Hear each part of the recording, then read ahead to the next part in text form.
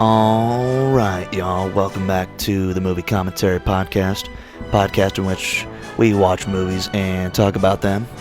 I'm your host, Nick Everett, and tonight it is currently 12:45 in the morning, and I am watching the 1958 historical docudrama, is what they, I think, call it, titled A Night to Remember. And for those of you that have never heard of A Night to Remember, you might have heard about its subject, the Titanic. The Night to Remember was released in 1958. It was actually based on a novel written in 1955 by a man named Walter Lord of the same name, actually. And it was actually I wouldn't say the first, because there was a 1953 version of Titanic that was released before this one, but I'd say this is probably the first really, really good Titanic movie that they actually really put, they really researched it. They put a lot of effort and time into this. And so that's why, at least in terms of, for people that really like the Titanic, this is kind of a highlight of, Titanic movies.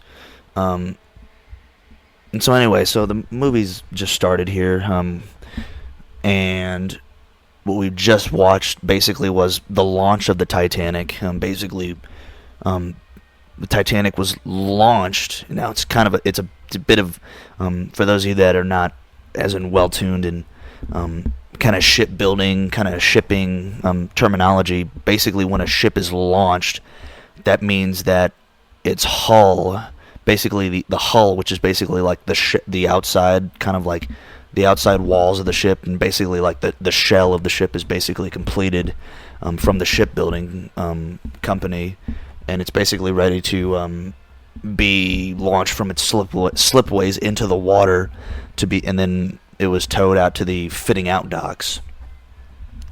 Now the Titanic was launched on May 31st, 1911. Basically, one of the things that they showed in this movie that is, I'm currently talking over the opening credits here.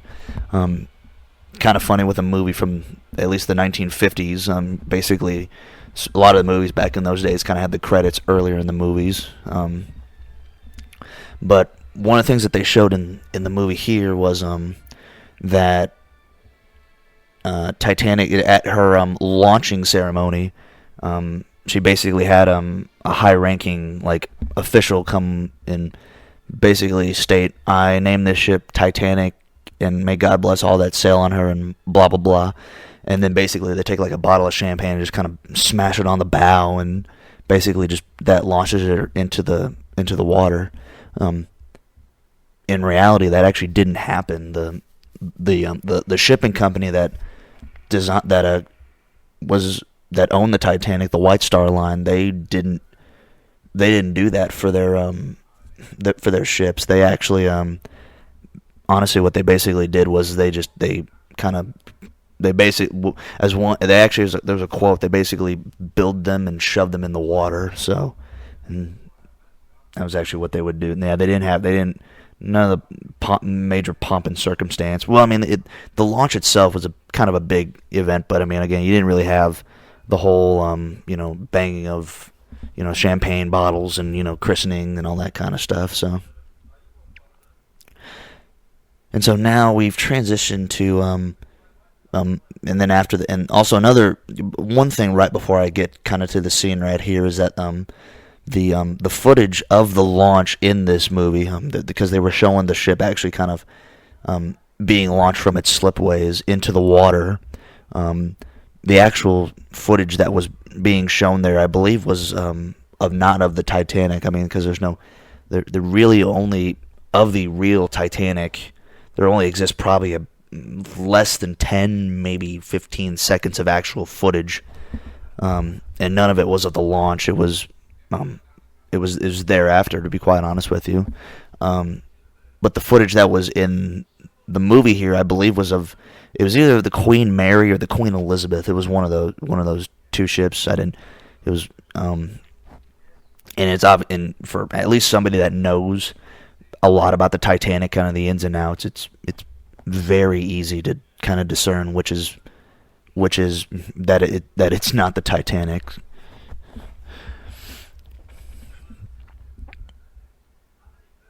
So we're going over so a couple scenes that we're going over here. Basically, we were on a train. First scene that we saw, we were on a train ride with Second Officer Charles Lightoller, who is to become the second officer on Titanic. Basically, they were on a train, and it was him and his wife, and I believe another kind of elderly couple on the train. Then they were talking about basically just like different, like, you know, shipping, like, of the day, and like because apparently back in 1912, shipping, you know, especially for the British, for, you know, obviously people in Britain, and, you know, for people over in England, it was kind of a big deal back in those days. And now we're kind of looking at just a scene here where we're going to kind of intercut between the three classes on Titanic. The first one we're seeing here is we're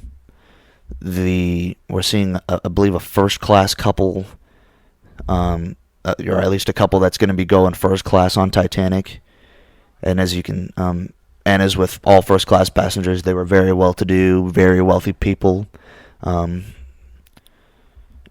And in fact, it's kind of funny here. There's actually I believe, like, a group of, like, school children that are kind of, like, waving off and kind of waving to them, saying, like, kind of wishing them farewell on their voyage. And I believe it's the couple right after them. They're stating that they're workhouse kids, because apparently the wealthy couple that are traveling first class are they basically, like, fund the boarding house to where they live and whatnot. And now we're transitioned to a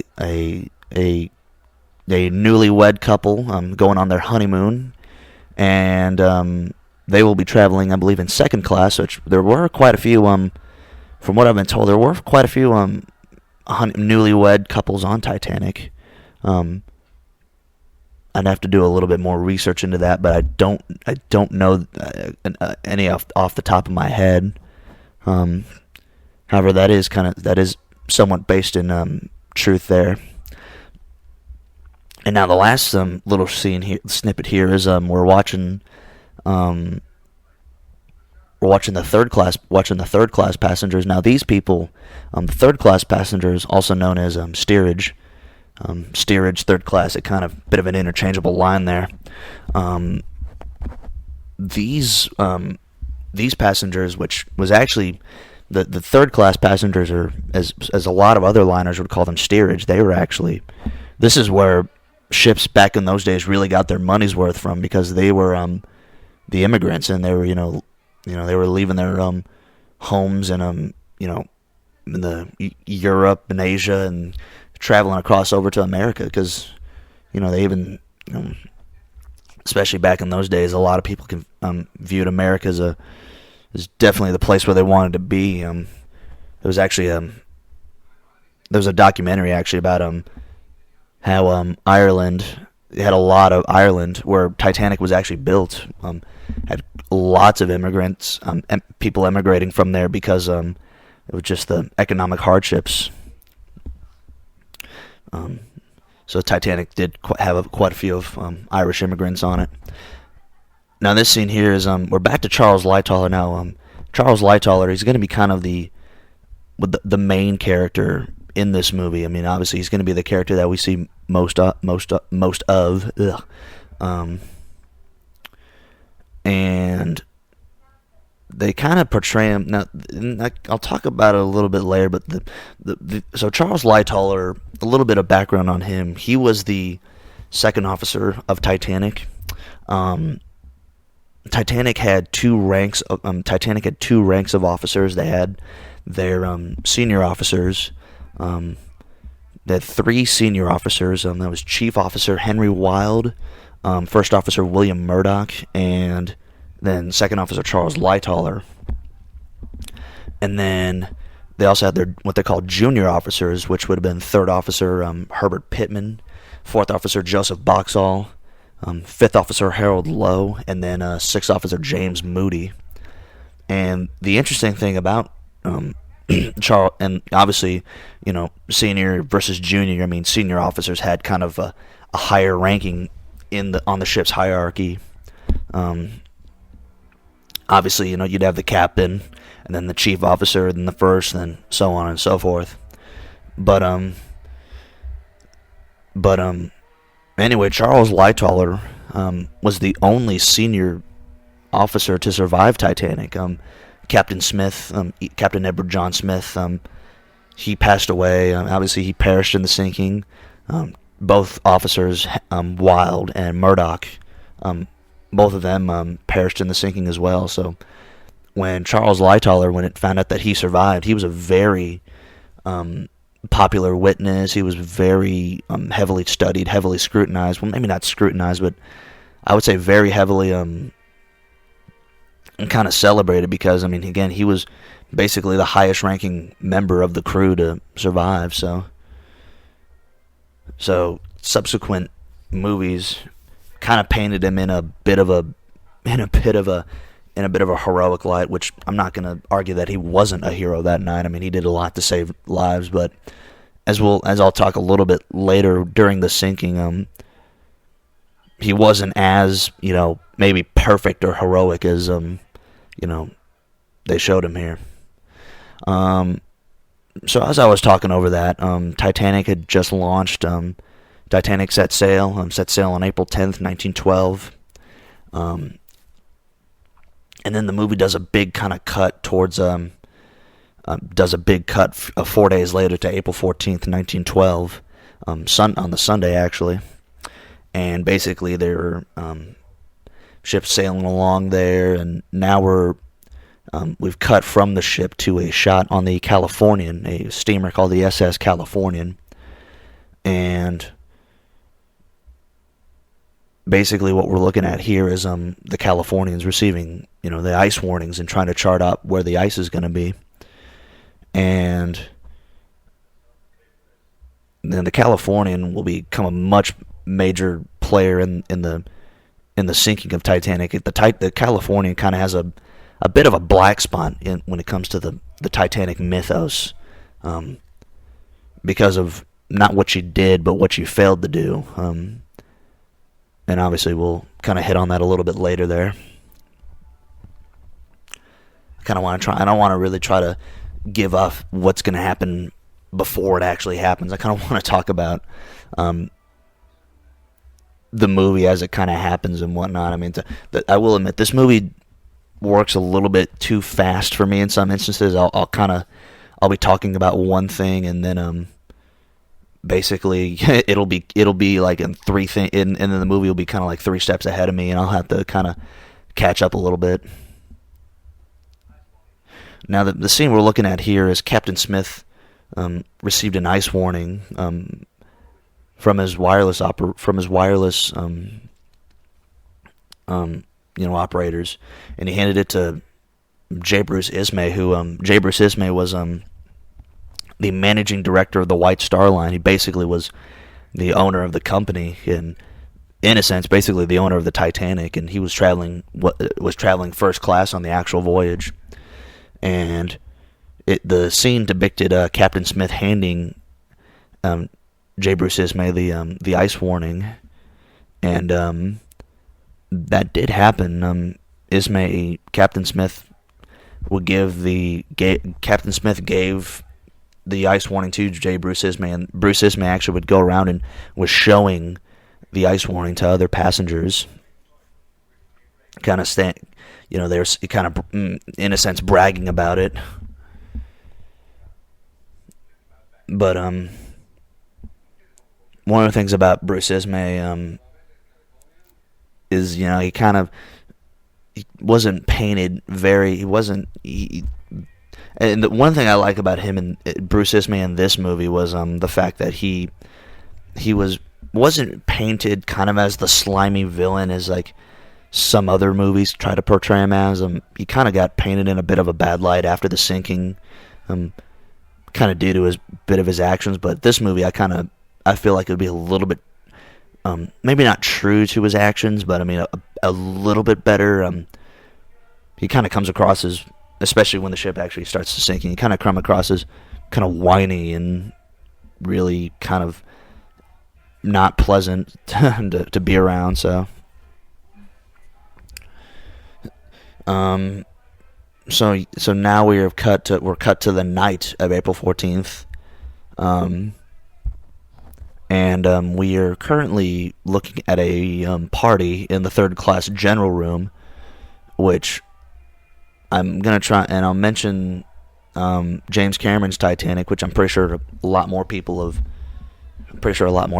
seen that one than A Night to Remember. But the third class general room, that was the room in which they had that party. It's the scene after Jack was, do you want to go to a real party? And then they cut to that scene where all the third class passengers dancing and all that kind of thing. That's basically, and that was a real room on Titanic, and that's where a lot of third class passengers would meet up and, kind of provide their own entertainment and kind of, play their own music, do their own dances. I mean, they kind of had to provide their own entertainment, in contrast to first class, which we're looking at here, which you had, stewards that could cater basically to your every whim. I mean, you had first class passengers had all kinds of, entertainment, from they had Turkish baths, which basically are what are called, basically, or we know as saunas, basically nowadays, like saunas, spas.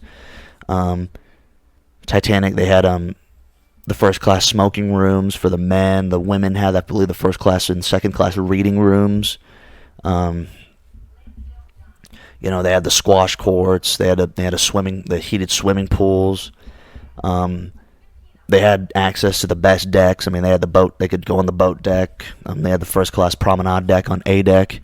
All the nicest parts of the ship, the first class. I mean, obviously, it's traveling first class, and I'm pretty sure the big mythos of the Titanic is that a lot of famous and well-known first class passengers.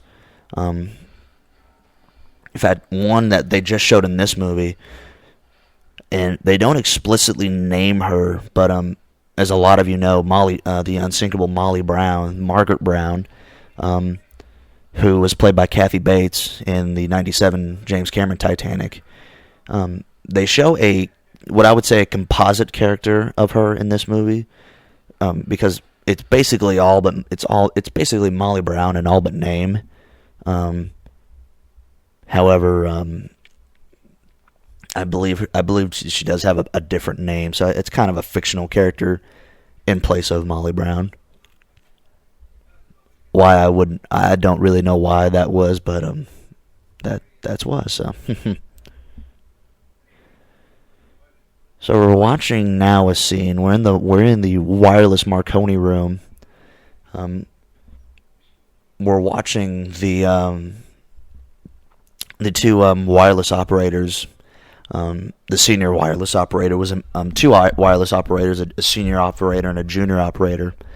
Senior operator Jonathan Jack Phillips, and the junior operator was a man by the name of Harold Bride. And what they're showing here is, one, they got handed a whole list of messages that they basically had to type out. They were using Morse code back in the day. I mean, those just kind of a bit of a Morse key that they could kind of type in and out. And basically, they could receive and type out messages. So basically, these guys, one of their main jobs on the ship was to, the passengers would write out messages that they would send to the mainland, and the Marconi guys' jobs was basically there to basically type the messages out to the passengers. But they also received ice messages and, ice warnings, weather warnings, and what they just showed him here is Jack Phillips received an ice warning, and but it never left the bridge. He basically kind of just set it aside and didn't really do anything with it, didn't report it to the captain or any of the officers. Which, it did happen. I mean, they were, at the time that the Titanic, that tonight, which would have been right now, would have probably been 10 p.m. on April 14th, they were extremely backlogged. I mean, they had so many of those messages that they had to send out, which is extremely important to them. I mean, they weren't paid by the White Star Line. They were actually kind of from a separate company to send those messages out, and their main job was to send the passengers' messages out to the mainland. And so, for better or for worse, especially at this time, they had received so many ice warnings that if they had received another one, to be quite honest with you, they didn't see it as that big a deal, because they basically, it was yes, we know about the ice, and we, it's just another ice warning. And at this point, it was, they were probably more focused on trying to get those messages out. And again, back in the day, I mean, it was, they had received they already had probably at this point 20 or so ice messages by the night of April 14th. So, they had another one. I'm pretty sure their mindset would have been, hey, we've already received, the bridge knows about it, they've already made it, so this one wouldn't really make that much big a deal of where the ice actually is. So, scene right here, Captain Smith is talking to Charles Lightoller, and one of the things a couple things that they talked about. Number one is that they talked about how clear the night was, and how clear the water was on the Atlantic that night. And you got to remember, the Titanic was traveling on the North Atlantic Ocean, which back in the not back in those days, but even now, I mean, the Atlantic Ocean, I mean, very famous ocean for being extremely kind of choppy waters and can be very rough seas. But the night that Titanic sank, it was very clear. In fact, one described it as being flat as a mill pond. And and the thing is and so they talked about how flat the water was, and then Captain Smith talked about basically how they weren't going to slow down. They were basically going to maintain their speed and heading. And the quote was, if there was any slight of haze, or if it becomes at any all doubtful, let me know, and we'll have to maybe slow down. Which, that's been kind of a bit of the lore of Titanic, has been kind of, they were traveling full speed in through the ice field, which full speed maybe not. I mean, it was about 23 knots through the ice field, through what was a known ice field. But I mean, back in the day, and from all the commentaries and stuff that I've read, basically, it wasn't that they were doing anything reckless that they thought about. What they were doing was basically what they would do is they would maintain their cruising speed going through the ice field, and then basically what they thought was that if there is ice in the way, our lookouts are going to be able to spot them, and we're going to be able to steer around them. So back then, I mean, if they heard the ice messages and they were like, you know what, I mean, we don't, that was the common practice, was not to slow down. It was basically to keep going and to, just steer around the ice. So we just saw a scene in which the Californian, the ship from earlier, had stopped because there had been a whole bunch of had been basically a giant field of ice.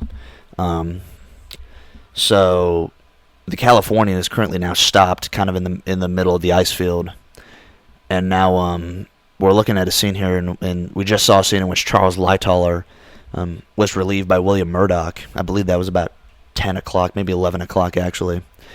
And now Charles Lightoller is now talking to a couple of first-class passengers, and one of the things that they're talking about, the first-class passengers are asking them is, whether or not they're going to try and break the speed record or try and go set some kind of record. Again, something that just a big Titanic myth that just had no basis in fact there. In fact, the Titanic, the reason that the Titanic and, for instance, her sister ships, the Olympic and, well, the Britannic was built after Titanic, but the reason that Titanic and Olympic were built, the Olympic was built first, launched in 1911, and then the Titanic was launched 1 year later. The reason that they were built was to compete with another shipping lines, the Cunard lines, fleet of vessels. The two biggest ships that the Cunard line had were the Mauretania and the Lusitania.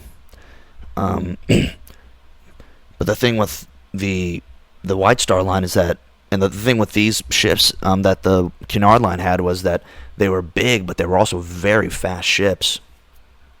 I believe they could have done upwards to like 25, 26 knots. They could have been. But the thing with the White Star line is that they were, they didn't emphasize speed. They emphasized luxury and basically scale. They weren't about going as fast as humanly possible. And so the Titanic would have never been able to go as fast as either the Lusitania or the Mauretania. She could go fairly fast for a ship her size, but again, it just, the idea that Titanic was trying to set some kind of a speed record was just completely just not based in fact whatsoever. So now we're looking at a scene that actually, a recreation of a very important historical scene in Titanic, which was the Californian, which at the time was very close to the Titanic. I mean, there are any estimates to where she was anywhere from 5 to 20 miles away from the Titanic at the time that she sank. But the Californian wireless operator had been ordered to send out an ice message to the Titanic, and basically and then the Californian was so close to the Titanic, being only about 5 to 20 miles away, when the Californian started to type out the message, the spark that was in Jack Phillips was currently trying to send messages out. He had his headset on, and when the Californian started to type the message out, the message came through very loudly. I call it the spark. The spark came through very loudly in his ear, and it kind of startled him. And especially, as I've said, he was very backlogged on orders and backlogged on messages that he had to send out.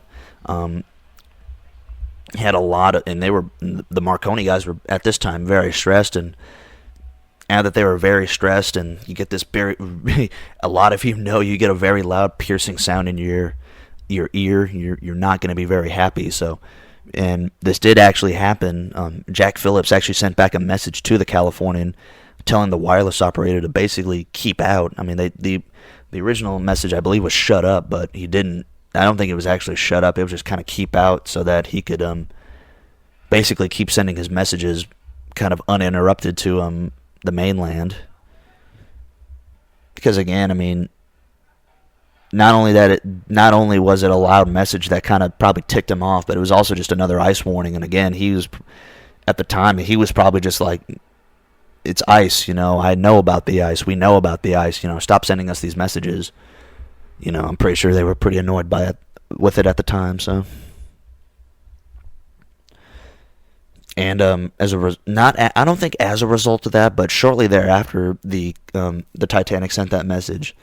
The Californian wireless operator, which they only had one, he decided to sign off for the night and go to bed, which was about 11:30 when he did go to bed, which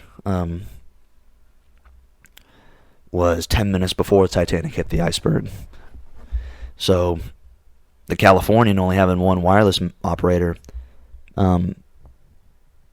if he was asleep, they didn't receive any messages, which would come into play when Titanic was sending distress messages out later.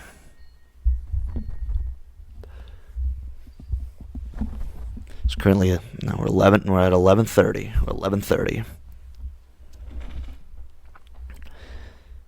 They were shutting all the public kind of rooms down at this time, and everybody was starting to go to bed. They still had showing a group of first class passengers playing cards. This is another interesting story of the Californian. Not only was the Californian close to the Titanic, but she also reported seeing the lights of a steamer coming kind of up close, I believe in the general direction of where the Titanic would have been. And it's been hotly disputed, hotly controversial since Titanic sank. There's been a lot of arguments, lots of books, lots of theses kind of based on this, but this movie is basically positing that the Californian is seeing the lights of the Titanic, which, I mean, with all the evidence that they kind of show in the movie here, I'm pretty sure it is the Titanic.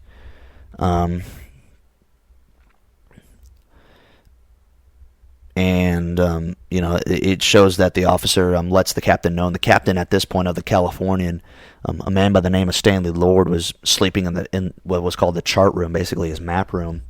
And the officers let him know about it, but other than that, they didn't really do much of it, actually. So we've already posited that the Californian, A, doesn't have any wireless going on right now, doesn't hear any messages, and B, can see the lights of a ship. Now, for history's sake, and to give maybe a bit of benefit of the doubt to the crew of the Californian, because they stated they vehemently denied that they had actually seen the lights of the Titanic. I'm going to say that the Californian sees the lights of a ship, even though it is in more respects more than likely the Titanic. But I'll give them a little bit of the benefit of the doubt here. So now the lookouts have finally spotted the iceberg. They radioed, as you can see. They radioed the bridge. Sixth Officer Moody picked up the phone, and he asked, "What do you see?" Lookout said, "Iceberg dead ahead, right ahead." Responded, "Thank you." And then the Murdoch ordered the Titanic swung out hardest starboard, which actually back in the day actually meant a turn to port, actually. And then he also ordered the engines full astern, which is basically meant full reverse of the engines, which basically in a sense would have slowed the ship down. There's a bit of controversy with Murdoch's actions taken at the bridge when he saw the iceberg. And they're also showing the ship hitting the iceberg. It hits the iceberg. It doesn't show it explicitly hitting the iceberg. It basically shows it very subtly, the very kind of a slight rumble, and they're starting to show the boiler room starting to flood now. And then they're showing the watertight doors being closed, which Murdoch did do. But again, the controversy with Murdoch and his actions taken when he saw the iceberg was he ordered the engines full astern, which first off, controversy of whether or not he actually ordered the engines hard astern. They didn't really. Some people kind of argued whether or not he did or he didn't. It wasn't. That's a bit of a controversy that honestly we don't really know, because Murdoch he didn't survive, so we wouldn't know what he did. And another thing, if he did order the engines in reverse, that was actually not the proper. In fact, that was actually the worst thing that he could have done, because what ended up happening was that the general consensus is that the ship would have turned faster if it was going faster, and then not only taking the time to have to stop the engines and then put them into reverse, that actually slowed the ship down, and in turn, it slowed its ability to turn. And as a result of that, the Titanic, while it just barely hit the iceberg, if it was going a little bit faster, some argue that it probably would have missed it altogether. Now again, that's up to speculation, but again, I mean, and a lot of people don't even know if they were able to get the engines in reverse. I mean, because the Titanic, from when they spotted the iceberg to when they actually hit the iceberg, I mean, it was just under a minute, maybe a little bit over a minute, if that. But I mean, they didn't have a lot of time to react. I mean, it was very quick pace when they saw the iceberg. So now they're showing the immediate aftermath. Captain Smith's been woken up, gone to the bridge. He's asking for people to sound the ship, basically go around and check the ship, make sure there's check the damage and whatnot. The firemen down in the boiler rooms had to go back into the flooding boiler room, which was boiler room number 6. It was the boiler room that was most forward on the ship, and it was the only boiler room that was flooded, but they had to send firemen back into those boilers, into that boiler room, which was at this point very much flooded. And what they had to do was they had to actually kind of put the fires out of those boilers because of all of the water coming in. The boilers obviously very hot, very pressure, had a lot of pressure in them, and according to, from what I've heard, the very cold seawater, if it had hit the boilers and it had, entered the boilers, it actually would have caused a major explosion. And one of the things that they did to actually try to prevent that explosion was, and they're going to show it here, is they actually released the excess steam through the funnels there, which, according to a lot of the witnesses during that night, meant that it was extremely loud. I mean, it was almost deafening. You barely hear yourself think from the testimony that was told. So basically, you had a whole bunch of firemen. They're showing it even here. They had a whole bunch of firemen basically standing knee deep in water, basically trying to pull all the coals out of the boilers to try and prevent all the steam and whatnot from building up.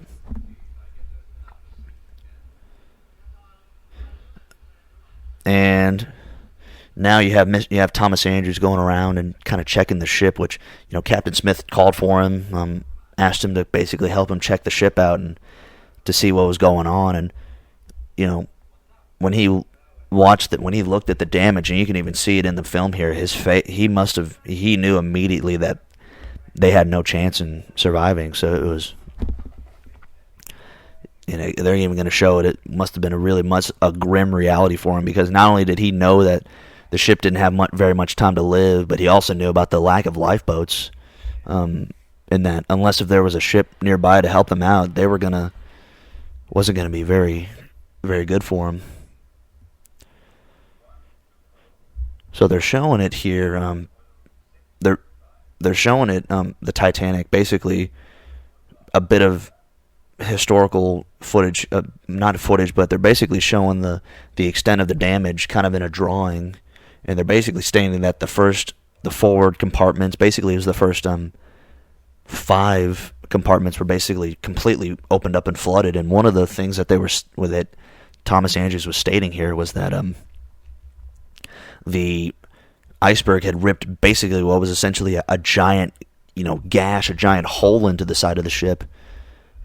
But that's actually not really the case. What actually the iceberg, now it's not proven scientifically, because the iceberg damage at the wreck site now is actually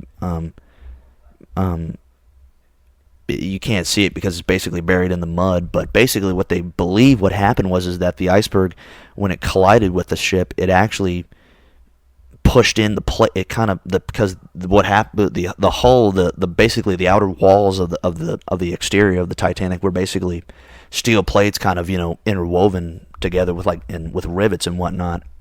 And basically when they hit the iceberg, it basically popped the rivets out, and it kind of caused some of the steel plating to buckle, and you kind of had like the plates that were kind of on top, and there were seams in between the steel plates, and when the plates started to kind of buckle, the seams started to open up, and that's how the water started to run into the ship. But there wasn't a big giant hole that was ripped into the ship, because I'm pretty sure if that had happened, the ship would have sank a lot quicker, actually. A lot quicker than it did. However, the extent of the damage that they showed here, that it basically extended all the way back to Boiler Room 6, which the Titanic had, that was the boiler room closest to the front of the ship, closest to the bow, and it was the only boiler, well, not the only boiler room that was flooded, but it was the only one that was flooded badly. And then obviously the two compartments in front of that were the cargo holds, and then a couple other front compartments as well. So now the captain is telling the officers, he's basically ordering the lifeboats kind of swung out, mustering the passengers. I'm not exactly sure if this is what exactly happened that night, because as we'll talk during the sinking, it's the communication between the crew was very, very, for a lack of a better word, terrible. It was, which unfortunately was I think a major factor in the number of lives lost. Actually, was, unfortunately, as a lot of people know, the Titanic didn't have enough lifeboats for all their passengers, and because of that, there was no chance in which they were actually going to be able to save everybody on the ship. However, as you know, a lot more people died than actually had to that night, and from what I've heard, from what I've seen, a lot of that is mostly due to miscommunication through the crew and how they handled, loading the lifeboats and, informing the passengers and all other kinds of aspects. So now they're putting Charles Lightoller. Charles Lightoller is getting his crew organized to start, uncovering the boats. They're hooked up to these davits, and basically they have to, and with these tarps over them, and they have to pull the tarps off and kind of swing. They have to hand crank each of the davits out to put the boat, kind of swing the boats out and get them ready to lower. And now they're now just showing Captain Smith giving the order to the wireless operators to start sending out the distress call, which back in those days, the distress call, the standard distress call back in 1912, there were two actually. There was the standard old-fashioned CQD, which is, a lot of you know, in Morse code, you send out a series of dits and dashes that basically that kind of constitute basically either a letter or a number. So basically, whenever you're a Marconi guy and you heard the dits and dashes of that came out as CQD, that meant distress. And then the Titanic, as they'll show here, is there was a newer distress call that came around, the more famous SOS, which the Titanic wasn't the now they're showing that the Marconi guys saying, why don't you go ahead and use SOS? It might be your last chance to use it, which, according to Harold Bride, that was an actual code that he told Jonathan Phillips. But the Titanic has the reputation as being the first disaster to use SOS, which is not exactly true. A couple other ships that had to send out distress calls earlier had used SOS, but I would say Titanic was probably the earliest, probably the most famous shipwreck to use SOS, and it also just so happened to be very early on in its use of SOS. So basically, and they're showing Jonathan Phillips looking at him like, oh, I might just do that, but basically they're sending out SOS and CQD, and they're just kind of sending it, kind of alternating between using both of the calls. So now we have with the stewards. Basically, what are happening is they're starting to muster the passengers, and basically what's going on is the stewards. The stewards are basically like these people that go around, and they're kind of like room service, kind of they're basically there to help the passengers out, cater to the passengers' whims, and basically just help them in any way they can. And all the stewards are going around and waking the passengers up and telling them to get their life belts on. Which the contrast here is you're seeing a steward in third class here. What's very interesting, for the steward in third class here is actually played by the person that also played the road manager, the Beatles road manager in the movie A Hard Day's Night. He played a third class steward, and the thing is, between third class and first class stewards was there were a lot less third class stewards than first class, and B, I'm pretty sure a lot of the stewards, there were a lot of different languages in third class, and I'm pretty sure the stewards didn't know very many of the languages. I'm pretty sure a lot of them only just spoke English. But basically in third class, the stewards were just basically going around knocking on doors, basically yanking life belts down and just kind of screaming at people to, get their life belts on. Kind of in contrast to in first class, the stewards were very polite. They knocked. They would answer. It's like, "Sir, it's captain's orders. We have to put your life belts on and go up on deck." But again, it just kind of shows the contrast between third and first class. And now we're showing. Now it's Thomas Andrews. Showing the first class passengers starting to kind of get mustered up now, and you can kind of see it's all very kind of polite, very well-to-do, posh, as some would say. And then the third class passengers, they're kind of getting rounded up into the third class general room, and they're all very confused. And that's the thing with at least both of the passengers, is that all the passengers is that nobody's, there's no public service announcement system. There's nobody. Not even the stewards don't even know what's going on. So, they were just told to get the passengers up. So as a result of this, the passengers don't even know what's going on. In fact, I'm pretty sure the only passengers at this time that knew what was going on were some of the third class passengers kind of up in the bow, who started experiencing the flooding pretty early on in the night.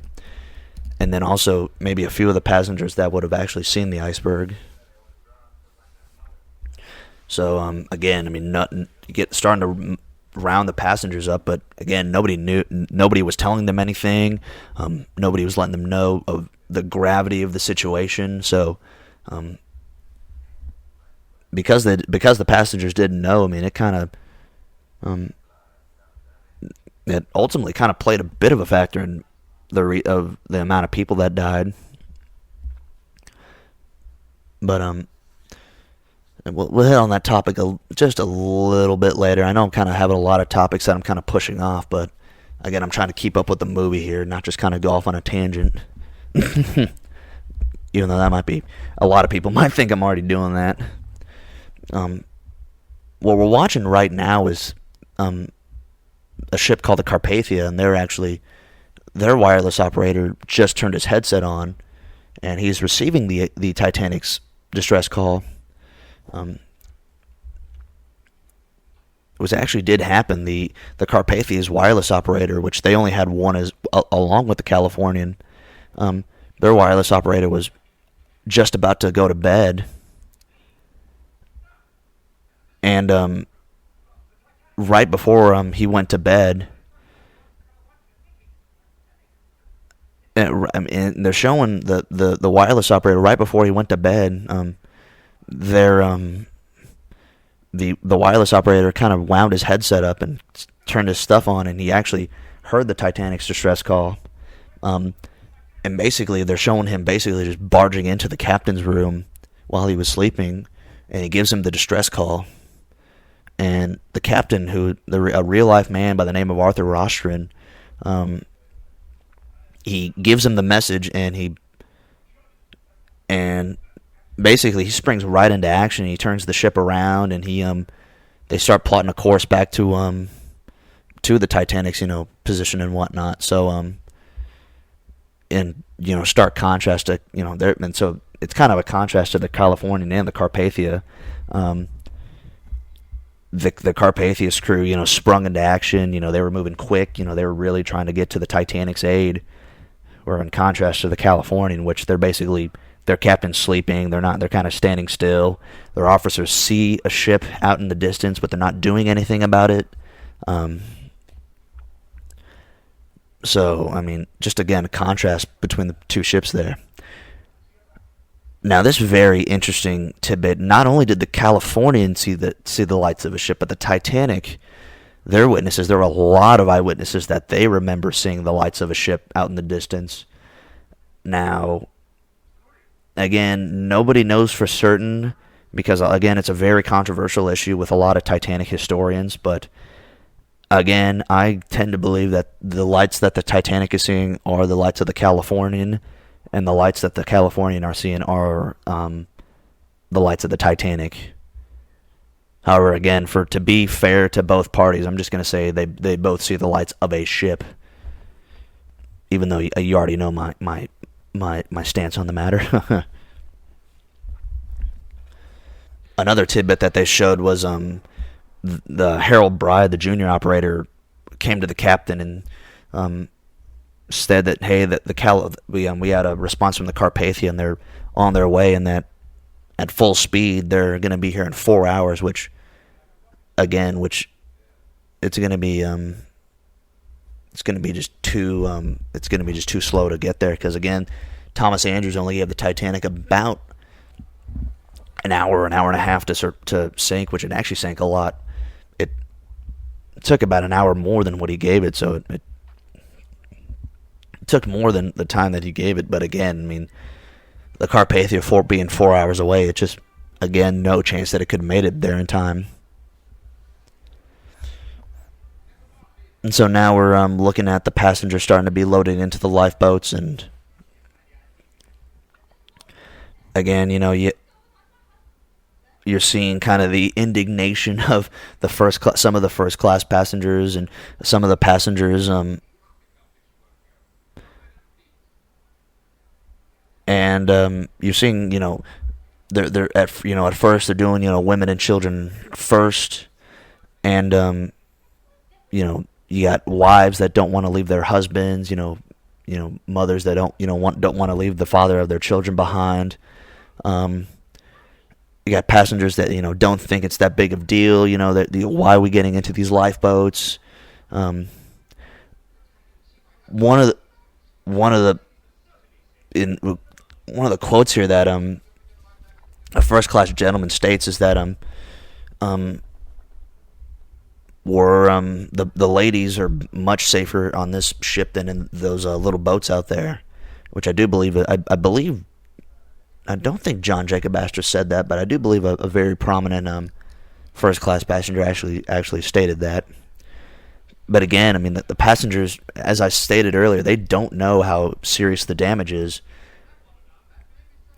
And unfortunately, even if someone had told them, they probably wouldn't have even believed them, because again, a lot of people believe the whole story that the ship is unsinkable. So, and again, the passengers, a lot of the crew, a lot of the passengers, a lot of people didn't know that the ship was sinking.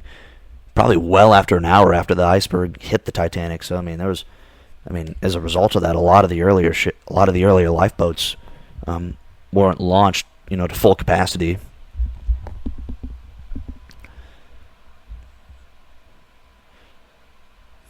Now they're showing a father. Now this scene is actually somewhat, I believe, recreated from actually an earlier movie from the Titanic. This scene, the 1953 Titanic, it shows a first class father and talking to Thomas Andrews about he's asking him, is it that serious? Is the ship going to sink? And he basically gets the word that yes, it is going to sink. And the father ultimately springs into action, and he gets his wife and children into the boats, or he's working on doing that right now. But This scene actually took place in an earlier Titanic movie. Not exactly, I believe, with Thomas Andrews, but I believe it was another first class. It was another first class father. It was, I believe, the main character in the 1953 Titanic. It was the main character with his family, and he asked, "Is the ship seriously damaged?" And he was told, "Yes, it is." And he immediately sprung into action and got his family to the lifeboats. And so I can kind of see you can already kind of see, like, I mean, because the Titanic, the story gets, there's only so many ways to really tell one story, and you kind of can see, like, similar, aspects between both the movies, between all of the Titanic movies, because, I mean, there's a lot of scenes in this movie that were kind of recreated or that kind of follow the similar beats that were in James Cameron's 97 Titanic. So, I mean, again, even as early as 1958, there were Titanic movies that were taking, cues from each other. Another interesting aspect, they're showing the water, in, I believe this is boiler room number 5, they're showing the water starting to spill over the top of the watertight bulkhead. So the Titanic had 16 watertight compartments that were divided by what are called watertight bulkheads, which are basically these thick walls, these like really thick walls that are designed to kind of keep the water at bay in each of the compartments. But one of the problems with the compartments is that they only went a certain height, and when the water reached the height of the bulkhead, it literally would just spill over into the next compartment. And that was ultimately why Thomas Andrews said that the Titanic wasn't going to survive, was because the water was kind of spilling over the watertight bulkheads, and as due to that, it was what he considered a mathematical certainty that the ship was going to sink, because the bulkheads wouldn't, they weren't watertight per se, so the ship was going to sink. So now they're showing kind of a rush. They're showing the ship's, the first and second class passengers going to the ship's purser's office to try and retrieve their valuables. They're showing some of the third class passengers being locked behind in the gates, which it's a bit of a controversial aspect to the Titanic story, is whether or not third class passengers were actually locked behind, or actively kept from going on top, or going up with the first class passengers. Again, I believe that is more of the miscommunication. That what actually happened, I believe, that night was more of miscommunication. Unfortunately, we don't know a whole lot of what happened in third class, because a disproportionate number of those people, both all men, women, and children, died in third class. I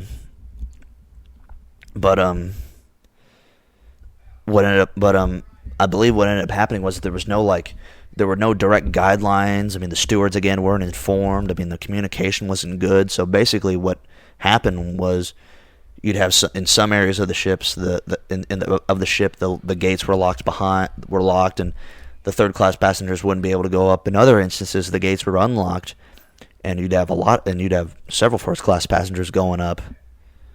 And then they even show, well, actually, I'll talk about that later. Now they're showing, they're back on the Carpathia here. They're steaming as fast as they possibly could. They're showing Captain Rostron, Arthur Rostron. He's going he's basically, he's rattling off these orders, and apparently according to what he later said is that, I mean, he didn't, a lot of these orders, he just kind of came off the top of his head, and he was just trying everything that he possibly could to, get to the Titanic as fast as they possibly could. They made sure that, they had, public rooms on the Carpathia ready. I mean, they had smoking rooms ready to receive the passengers. They had They had the officers gave up their quarters for passengers. The Carpathia actually took away heating from their own passengers in order to funnel it into the steam to try and get the engines to move faster.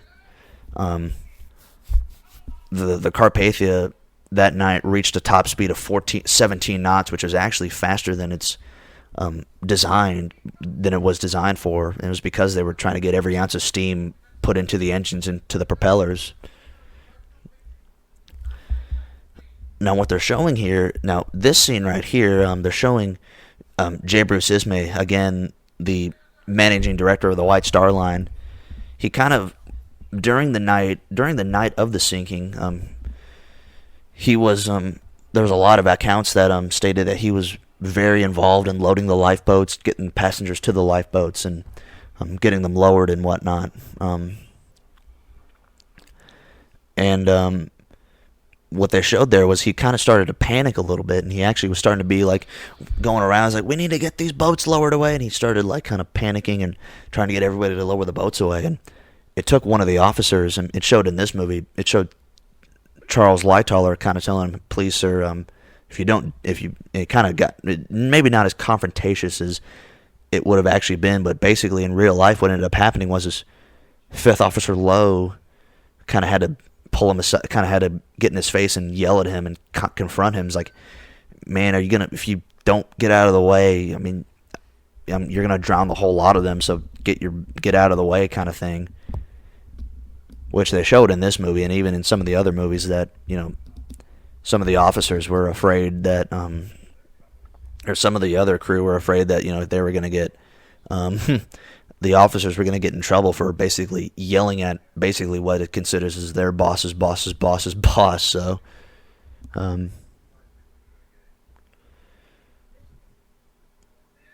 so now that they're showing the Californian kind of out there, the Californian.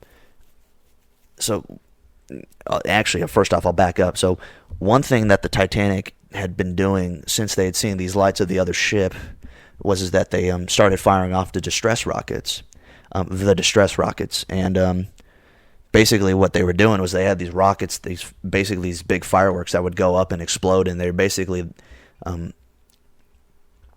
were rockets that were basically there to alert any ships in the general vicinity that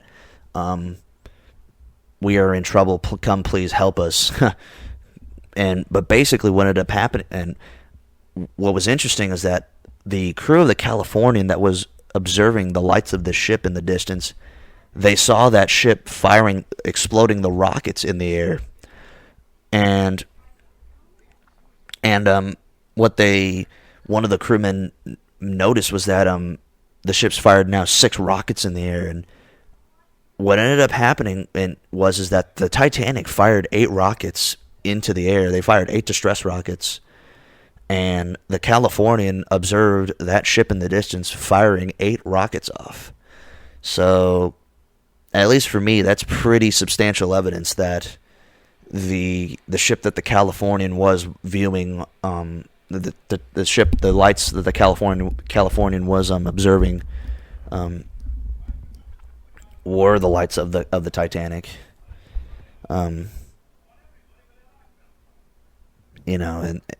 again, there's a lot of controversy on that, but again, I think that's ultimately pretty suspect evidence. To the contrary, there. Another thing that they're stating right here is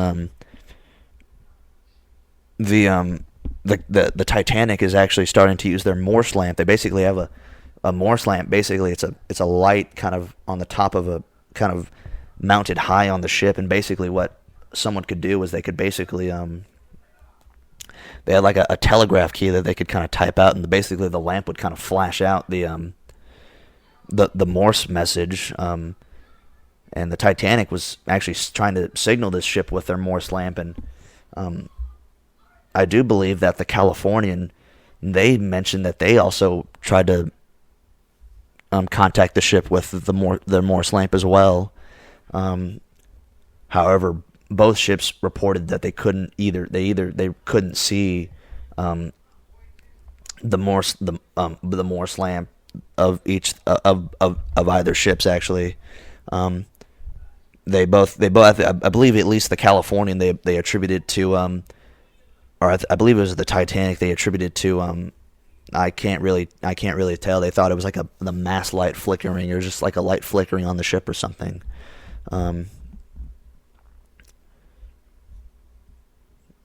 But again, the Californian, they're just again sitting very close by. Again, they're at most the Californian is only 20 miles away from the Titanic. Again, there's disputes of how far they actually were away that night, but the Californian, I mean, they see the lights of this ship. They see these rockets being fired off, and the captain, he later stated that he thought that the rockets were they thought that the rockets were company signals, or they were to identify which the shipping company that they worked for, which is, I don't think, absolutely not true. Again, if there are rockets at sea, I do believe that the people that are firing them are trying to get your attention to come forward. Again, it just shows kind of the inaction taken by the crew of the Californian, and how they could have prevented a lot more lives, but ultimately they didn't. Even if they were a lot closer to the Titanic. I mean, one could argue that all you needed to do is, if there are rockets being fired off, you just wake your wireless operator up, tell him to get on the headset and see what the heck is going on out there, because the ship, you should be able to hear some radio from that ship. But again, they didn't. So again, a bit of very cruel evidence against them. But again, I mean, they're showing here, you got a lot of families being split up, a lot of husbands having to leave their wives, a lot of fathers having to leave their children. Again, a lot of families that got split up, and a lot of families that got torn apart because of this disaster. And again, that's one thing kind of about the Titanic that gets sometimes a little lost, is the fact that it's a very human story. There's a lot of human interest in this story. Stories about class structure, stories about gender, like genders. Like, I mean, obviously the women and children mandate, and a lot of men not surviving the wreck as well. And kind of the human kind of the human versus nature. I'd say kind of like human, like human, what's the word? Like the idea that like humanity, that complacency. That's the word. It's kind of the complacency of of kind of the orders and of the practices that they have been doing at the time. Because again, I mean, as unfortunate as it seems with how terrible the crew actually acted that night, because I will be blunt, the crew did not act very well during the night of the sinking of Titanic, but they were doing the best that they possibly could, and they were woefully unprepared for a disaster of this scale. And again, it all comes down to complacency. I mean, they never would have thought that there would have been a disaster that would have been nearly this bad. So, and that's ultimately one of the big things about the Titanic disaster, is the complacency of the crew, the complacency of the passengers to put all their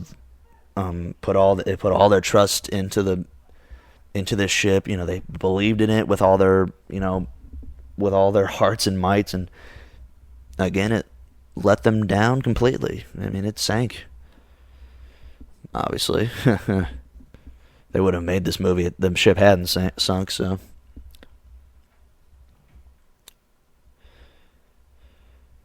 they're showing a few different scenes here. They're showing first-class passengers starting to kind of pack their stuff up. They showed one first-class passenger going back to their cabins to grab a like a very like expensive or very exotic, like porcelain pig, I believe it is. And then they're still showing they're showing them a bunch of gamblers in the first class smoking room. Still, playing cards. Of course, one of them's now starting to be like, "Oh, I'm leaving now."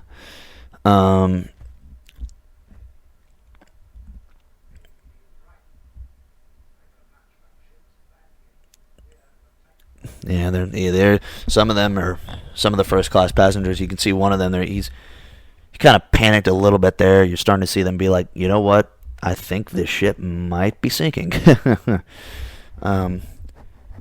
And again, of course, it really took him about it. So the nameplate on the Titanic, basically the name on the side of the bow, it took about an hour and a half after it hit the iceberg before the water started to really hit that nameplate and started to kind of go over the bow. And it really wasn't until that point. There were some people lost hope, a lot earlier than that, but it wasn't until at that point a lot of people really started to see that, whoa, my gosh, we are in trouble.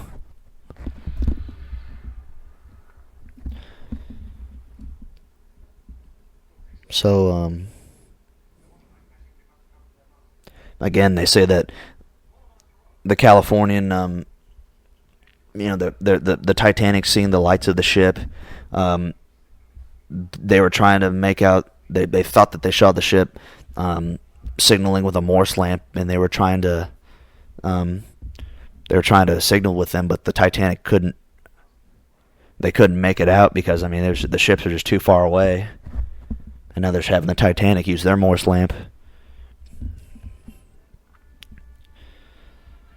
Now they're starting to show a bit of unrest in the third class. Again, the stewards are still kind of holding them back and not letting them up again. A lot of people say that there wasn't a whole lot of evidence for that actually happening. I do believe that there were a few third class testimonies that did report being held back by stewards and people in third class and not being able to let up until the last second. Unfortunately, with the amount of third class people that passed away that night, it'll be going to be kind of hard to determine that.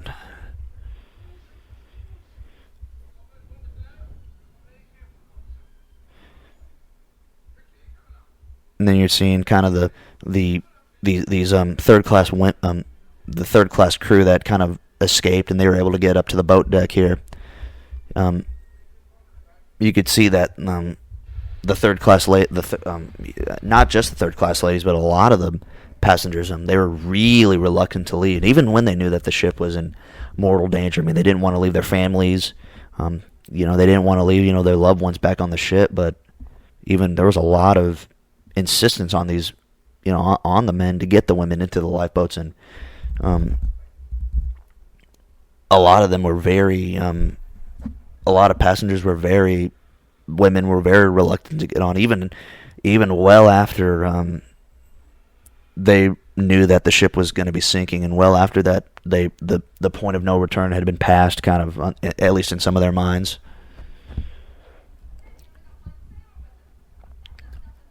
Now they're showing.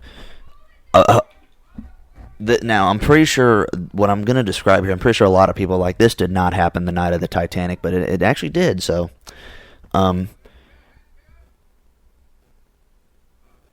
basically what they're showing is that so Second Officer Lightoller is lowering boat number 6. So Second Officer Lightoller lowered all the even-numbered boats, and what ended up happening was that boat number 6, which is actually probably one of the more famous lifeboats of the Titanic, they realized that they didn't have enough crew aboard to actually man the boat. And so Charles Lightoller basically looked around to the passengers and asked, does anybody here have any sea experience? And there was actually a yachtsman, just so happened to be a yachtsman nearby. I think it was a man by the name of Major Arthur Puchin, I believe his name was. And basically what happened is that he said, "Are you a seaman?" "No, I'm a yachtsman." And basically what he says is, well, if you're seaworthy enough to basically swing out to a rope and basically climb down to a lifeboat, you can, go with them. And the interesting thing is that I believe it's Major Puchin. Let me look it up real quick. Yep, Arthur Godfrey Puchin, survivor of the Titanic. And he was a Canadian yachtsman, actually. And the thing is that he was the only male passenger that Charles Lightoller allowed into a lifeboat that night. He was very strict on the women and children first mandate.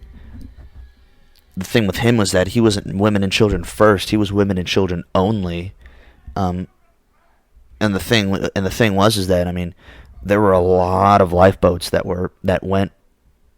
could have held a lot more passengers, and he didn't allow any of the men.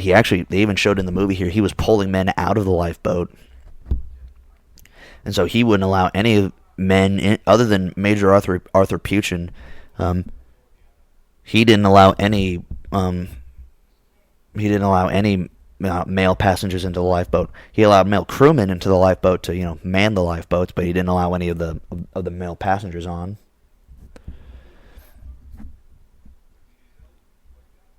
Now they're showing some of the married couples deciding to stay together till the end here, obviously. And basically what they're and basically one of they were showing what was it? It was a real life Titanic couple, Ida and Isidore Straus, and Isidore Straus was very famous for I believe he was the owner or at least the president of the Macy's department store, and yes, that Macy's department store, the one that holds the parade every year, the Thanksgiving Day parade every year.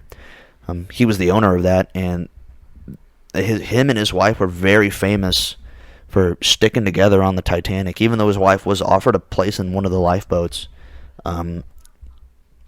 they stuck together, and ultimately they perished together. So, again, it's kind of a bit of a sad story, but also in some respects maybe a little bit of a happier story. And again, with Charles Lightoller, they're showing him pulling male passengers out of lifeboats, which did happen. And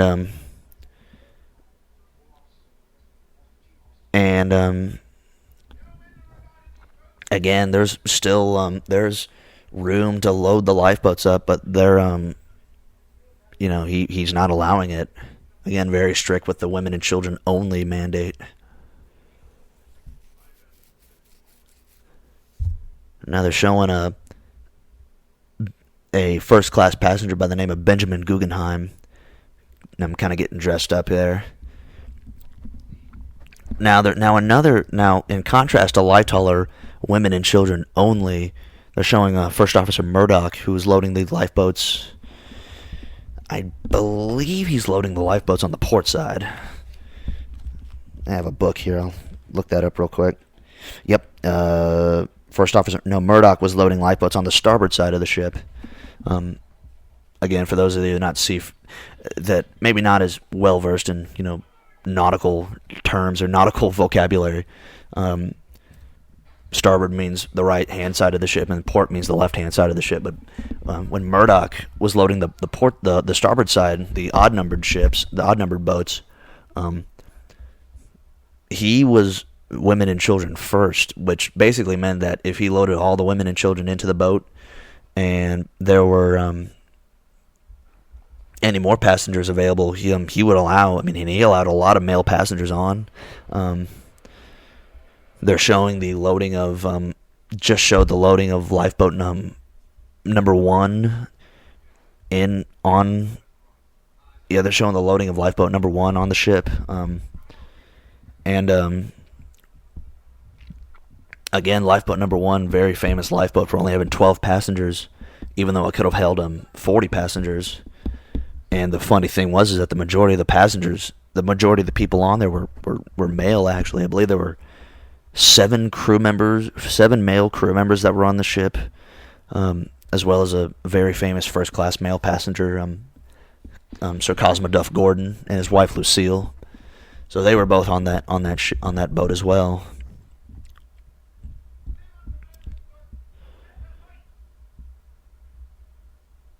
And again, yeah, there's 5 passengers and 7 crewmen. So again, this boat has room for 40 people, but they're only lowering it with 12. Again, it's another instance of a complete, waste of a lifeboat space here. In fact, one of the people showing here is that one of the things that he states is that if they're going to lower the boats here, why don't they go ahead and put some people in them, which I believe somebody actually did say that during the night. So, again, a lot of space was lost in the lifeboats that weren't lowered, that weren't filled to capacity.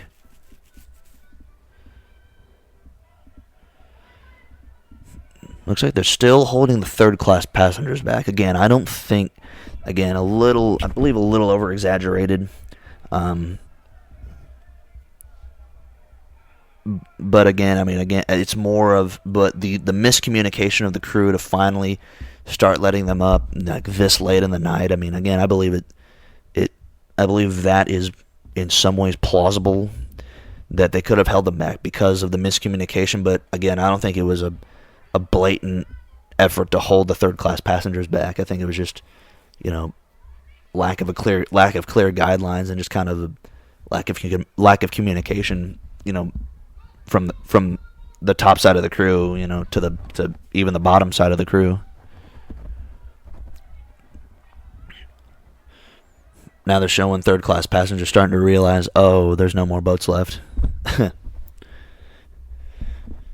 So I'll talk a little bit about the lifeboats of Titanic. There were 20 lifeboats, which, believe it or not, back in 1912 was actually good enough, which actually was more than what the law required.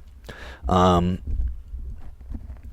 back in 1912, it was the Board of Trade, which was it was basically the governing body in, I believe, England, that basically made sure that ships were safe enough to sail. Their requirements were that every boat that was over 10,000 tons required them having 16 lifeboats. And again, the lifeboat capacity wasn't, based on it wasn't based on number of passengers. It was based on tonnage of ships. However, the regulations were completely out of date because the Titanic was. They said that these regulations were for ships of 10,000 tons. However, the Titanic and her sister ships were well over 45,000 tons. Almost up to 50,000 tons. But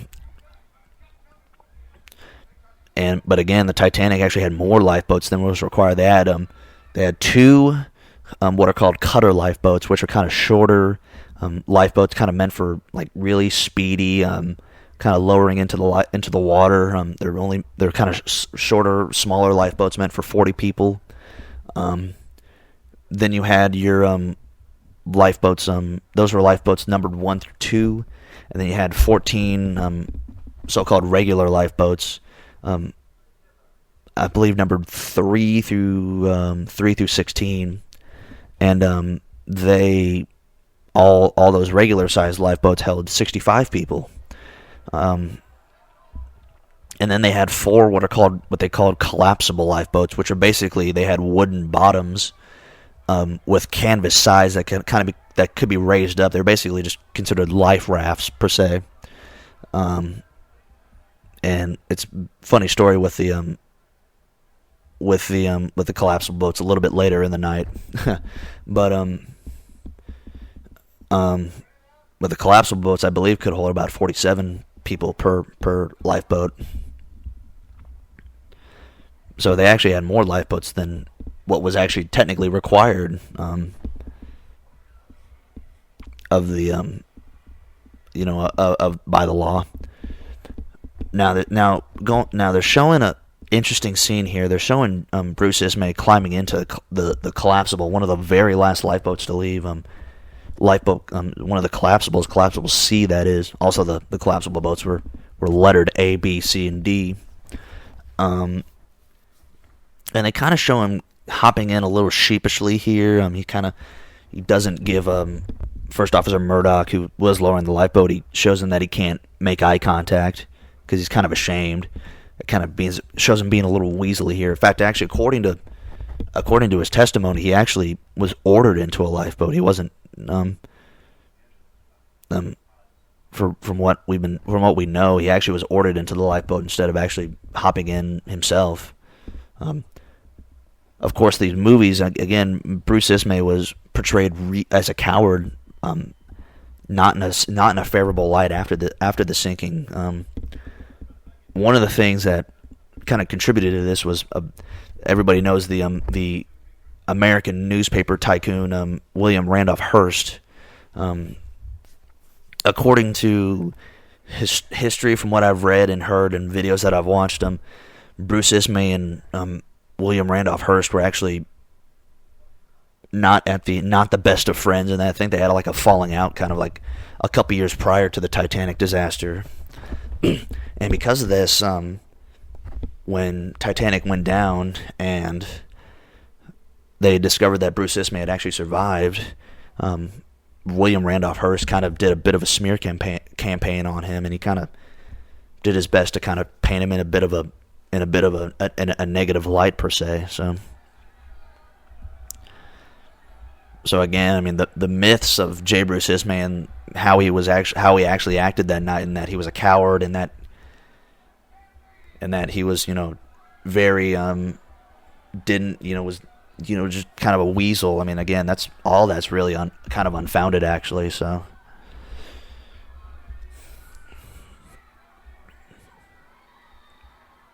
now you're seeing there's a really starting to panic. Passengers are really starting to crowd the lifeboats, and they're starting to realize that the ship is really starting to sink. They're having to. It shows Second Officer Lightoller here having to actually pull his gun out and start firing. Let me turn that down real quick there. But they're showing Second Officer Lightoller actually, he had to take his not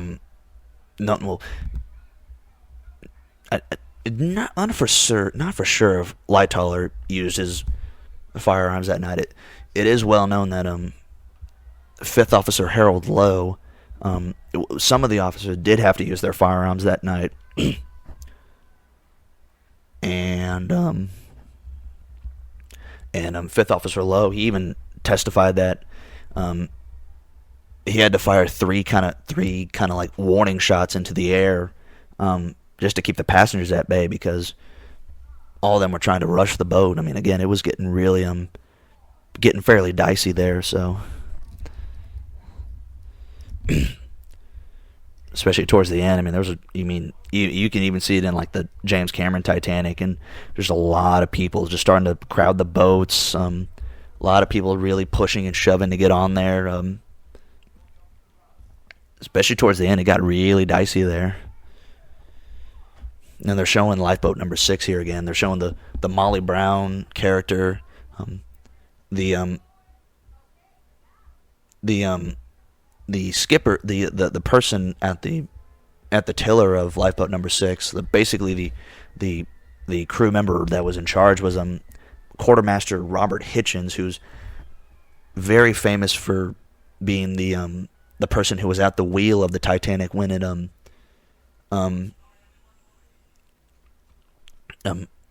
when it hit the iceberg. And from the testimony of everybody in lifeboat number 6 that night, it was from the testimony from those in lifeboat number 6, Quartermaster Hitchens was very rude. He was very kind of crass. I mean, he was being called out to the captain to come back and pick up more passengers because more could have been picked up with his boat. However, he ignored the captain's orders and decided to basically was just saying, "Hey, it's our lives now. We don't have to." They even said it's our lives now, not theirs, and it's basically every man for himself. Again, I mean, they kind of portrayed Hitchens as a bit of a coward, which, if from what we've heard, if the testimony is true, then yeah, he definitely did act a bit of a coward that night. Now they're showing. Now, as I said, there was a little bit of an interesting story with some of the collapsible lifeboats. Two of the last two lifeboats left on Titanic were the two collapsible lifeboats, collapsibles A and B. But the problem with these collapsible lifeboats is that they were stored on top of the officers' cabins, where basically there was on the boat deck, which was the uppermost deck of the ship, which is where all the lifeboats were being loaded up at. There were the officers' quarters was a roof, kind of about a story, not just a little bit of a story above the boat deck, and the last two collapsibles were stored on top of that, and there wasn't really a good way to get them off. So basically, what they were showing the crew having to do here was they had to basically put like oars kind of as a ramp to kind of slide them down off of the officers' quarters in order to get the boats down. So, and in doing so, none of those last two collapsibles were actually launched properly. They were, and we'll kind of talk about it as it comes up in the movie here, but they're actually kind of famous for not being launched properly because it was kind of funny how they were launched. It was a bit of an interesting story there. They're kind of showing them that they're in the first class smoking room now. And again, I will say this movie, extremely good recreations of the sets. I mean, James Cameron's Titanic, I believe, is probably one of the better is the best recreation of Titanic in my mind. But this movie does a really good job with it as well. Of course, being in black and white doesn't really. Of course, black and white versus color. I mean, that doesn't help. So now they're showing Thomas Andrews trying to help out this second class honeymoon couple, and the wife has actually decided to stay with the husband, and they decided that they're going to go down together basically. And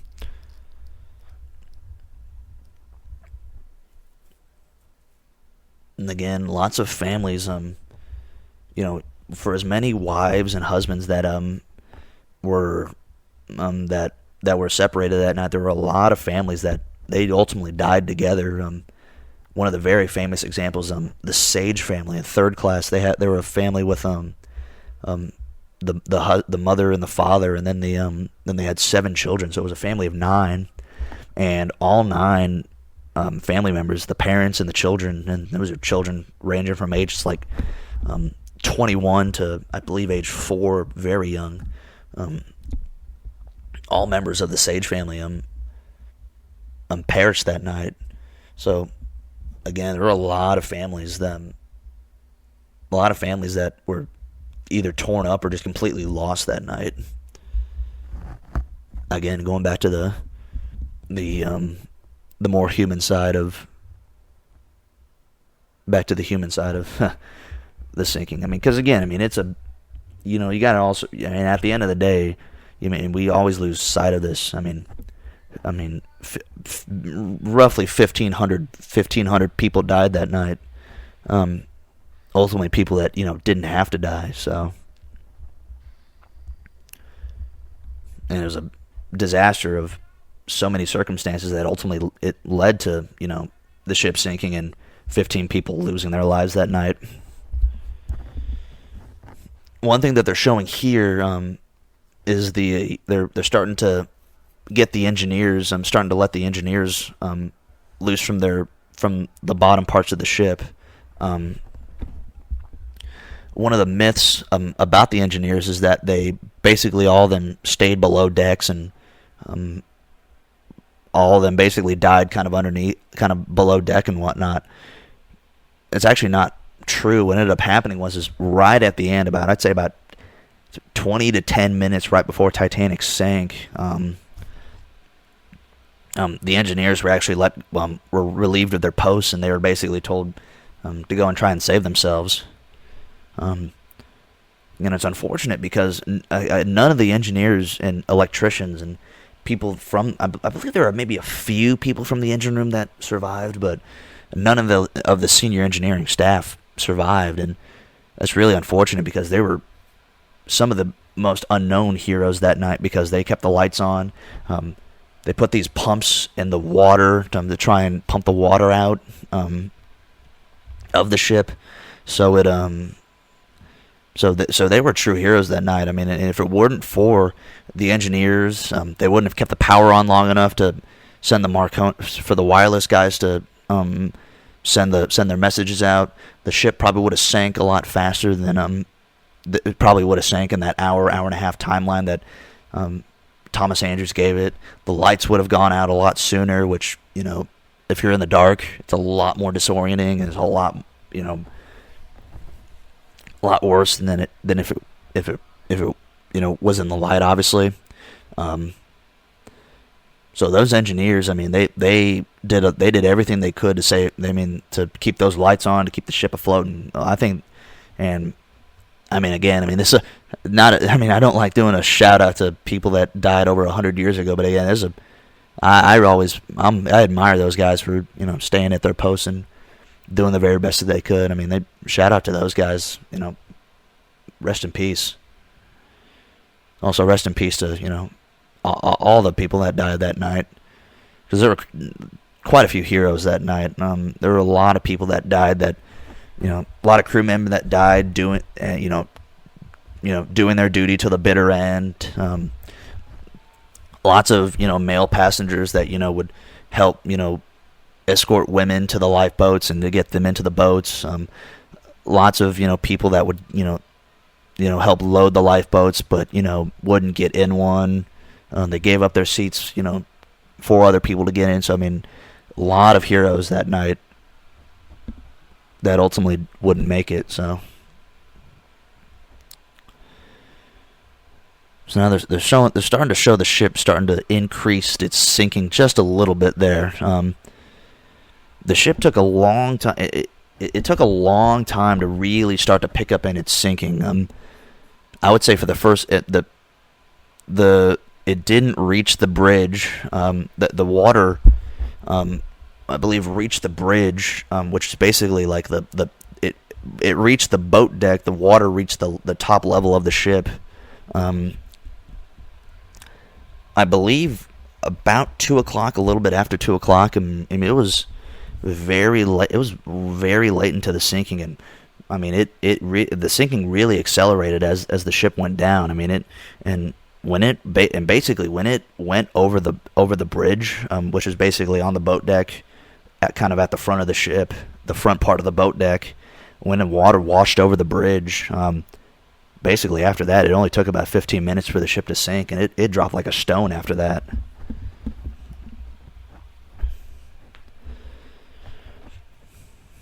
Now they're showing the band start to play the famous "Near My God to Thee,"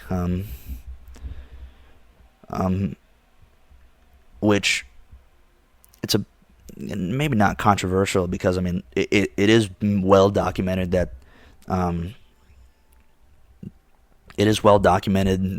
the band played "Near My God to Thee" at some point during the night. There were several passengers that recall being very. The hymn brought up a lot of emotions for passengers when they heard it. Again, it's very famous for being the last song that the band played. Whether or not that's based in fact or whatnot, I'm not exact. It was played, I believe, at some point that night. Probably was the last song that they played because so many survivors and so many witnesses testified it being that way. So again, I'll just kind of leave it be at that, basically. Another interesting thing, at least about this version, a lot of people know. I'm pretty sure that I've heard the famous, I believe, what's called the American version from the 1997 James Cameron movie. But they're actually playing the British version.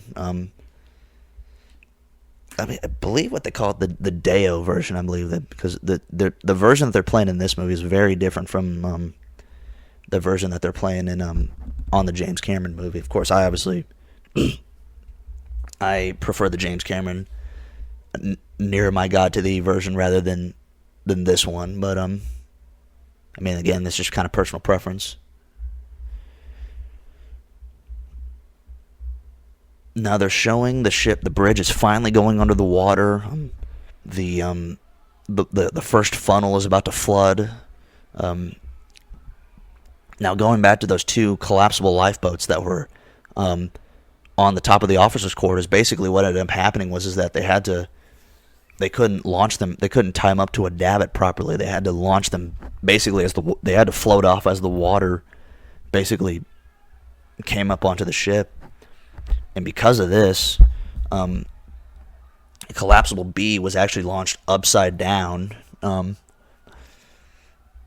they flipped it off the officers' quarters, the collapsible B basically flipped upside down, and they never were able to flip it right side up. So when it floated off into the water, it basically was just an upside down. It was basically an upside down boat, kind of floating out there. And then collapsible A, they never were able to get the side. Remember the collapsible boats? They had the side canvases they had to get up. But on collapsible A, they were never able to get the side canvases properly put up. And as a result of that, they had a lot of water spilling into the collapsible A, and they had survivors that basically recalled that in collapsible A, you basically were standing in about knee deep of ice water, so they were standing in a lot of water. The survivors in collapsible A, a lot more people survived clinging to the overturned collapsible B rather than in collapsible A. Collapsible A, was right side up, so people could sit in it. However, with all the water that had already entered, and with it being just completely saturated, you had a lot of people that were in the lifeboat that ended up dying due to the exposure. But yeah, no, a lot of people survived clinging to that overturned lifeboat. About 30 passengers and a lot of important witnesses, because a lot of those guys that clung to that overturned boat were among the last people to actually leave the ship. I mean, a lot of those people were in the water after the ship sunk and were able to swim to the lifeboat and cling to it. So now they're starting to show the ship rising out of the water, slowly rising out of the water. They're same with Jack and Rose, and in the 97 version, they're showing third class. They're showing all the passengers starting to kind of congregate to the stern of the ship, the backside. They're showing the stern of the ship rising out of the water.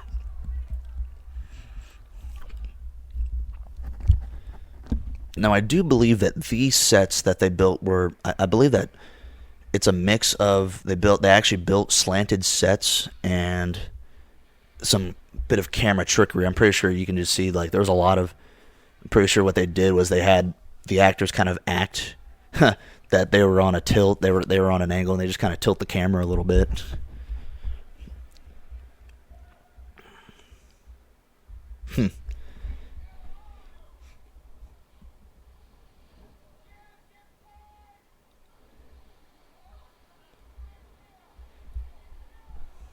So the people in the water, the boat, the ship's rising out far and farther and out of the water. You seeing all these, like, seeing all the machinery in the ship starting to kind of basically just start moving. I mean, a lot of people that night when they were a lot of people that night when they were in the lifeboats. I mean, they could even hear like the machinery in the ship. They were starting to like kind of break free of its like constraints, and was starting to like just go through all the ship and whatnot. And they could hear it was a very loud sound, that all the machinery breaking through, and they heard a lot of explosions and whatnot. Now they just showed the lights go out of the ship. The final like few minutes of the ship sinking took place in complete darkness. I mean, there was no moon that night the Titanic sank, and with only the starlight and no lights out there, was very dark out there. Not a whole lot of light out on the ship that night.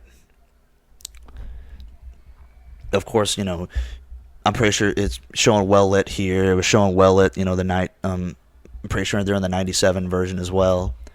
But it would not nearly have been this well lit. I mean, the 97 version, it's a little bit darker, but I don't even think it would have been that bright as well. So, and again, these passengers that are on the stern, as it's sinking, I mean, there's no lifeboats left. You still got about 1,600 passengers that are still, on the ship, still clinging to the stern as it's sinking,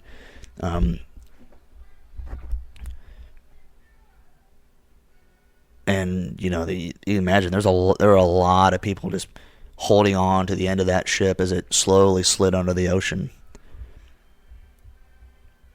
Interesting tidbit, at least about this movie, is that it's well known now that the Titanic broke up at some point before it went under the water.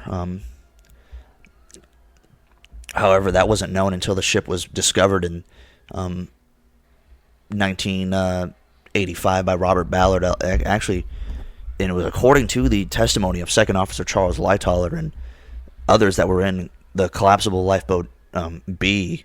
A lot of them testified that the ship actually sank intact, and that was ultimately the official story.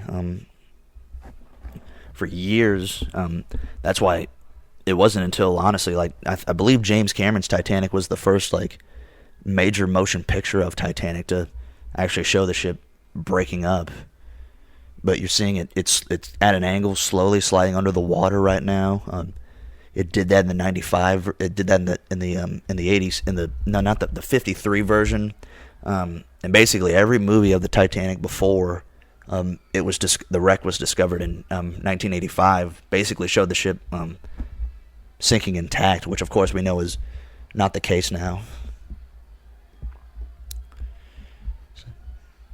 So they're showing all these people as they're starting to jump into the water as the ship's going under.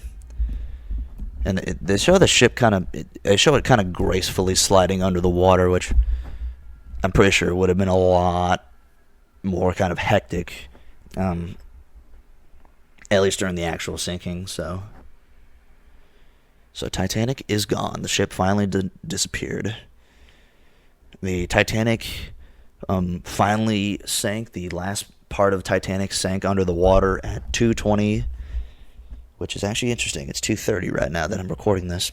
But Titanic sank at 2:20 a.m. ship's time, which I believe is GMT time, at on April 15th. So it took about 2 hours and 40 minutes for the ship to sink, which is actually more than she was given. A lot of people, I mean, again, it was given only an hour and a half to actually sink.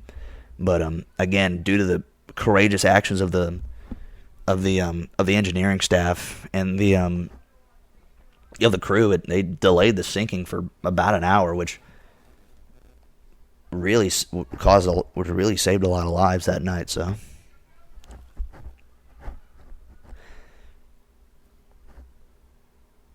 they're showing the people in the lifeboats right now. Showing the people in the lifeboats right now. Lifeboat number 6, the one that had Molly Brown, Quartermaster Hitchens, They were showing that, they're talking about, hey, we need to go back and pick up more passengers. We need to go back and pick up survivors. And Quartermaster Hitchens, he was very much against going back. I mean, there were a lot of passengers that were, excuse me, a lot of passengers that were against going back. Even showing in lifeboat number 1 here, the boat built for 40 and had 12 people in it. They did not go back and pick up a single passenger. And the reason is that passengers were afraid. They were afraid that if they went back to pick up more passengers, that they would basically just absolutely clamber onto the boat and they would completely turn the boat over and swamp the boat. So it was again, they were very afraid that would happen. Again, there were a few passengers that wanted to go back, but the majority of the passengers and crew ultimately decided to stay in clear of the wreckage. In fact, they were showing them Fifth Officer Lowe kind of organizing some of the boats and trying to move them, trying to move passengers from one lifeboat to the next, and I believe that he actually was able to get he was able to get himself a completely clear lifeboat, moving people in and out, but yeah, he was the only lifeboat that went back to pick up more passengers, and I believe he only picked up about 6 passengers. Only 4 of which actually survived, so it was again pretty sad. Well, that is sad actually, because again, the lifeboats that the Titanic had a capacity of 1,178 people, and they only saved about 700, so they had room for about 400 more people that they could have put in those, almost 500 more people that they could have put in those lifeboats. Now they're cutting back to the Californian, the ship that saw the rockets, saw the lights of a ship, and according to the testimony of the Californian's officers, the lights of the ship, they also stated that the lights of the ship were they thought that the ship was listing a little bit. I believe the actual quote was, "That ship looks a little queer, doesn't she?" Meaning, that she was sitting in the water, not perfectly upright. And then around the same time that the Titanic finally went under the water, at about 2:20, 2:30, they reported that the ship had finally sailed away. So again, more evidence to the fact that the Californian basically just unknowingly was watching the deaths of 15,000 people about 10 or so miles away. So again, it is a controversial, because there are some people that try to defend the Californian. There are some theories that state that there was actually a third ship in between the Californian and the Titanic. There's some people that say that the Californian was too far away, that they couldn't have seen the lights. However, with all the evidence, with the time that the ship left, the rockets, and also due to the fact that the position that the Californian, the captain was, due to the position of the Titanic, we couldn't have seen her at all because she was too far away. However, it's well known that the position that the Titanic gave that night as her position, it was actually, I feel like, I think well off to where it was very inaccurate actually. So they said that but again, even the captain of the Californian stated that they were too far away. However, the Titanic, the position was wrong. And I do believe that ultimately, based on the fact that they saw the 8 rockets, Titanic fired 8 rockets, Titanic sank at about 2:20, and the ship of the Californian, the ship that the Californian was observing, disappeared at around 2:20, 2:30.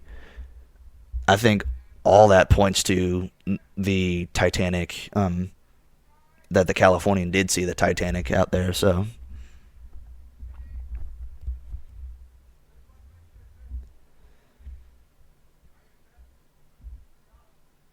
Now they're showing Charles Lightoller. So regarding that overturned collapsible that I was talking about earlier,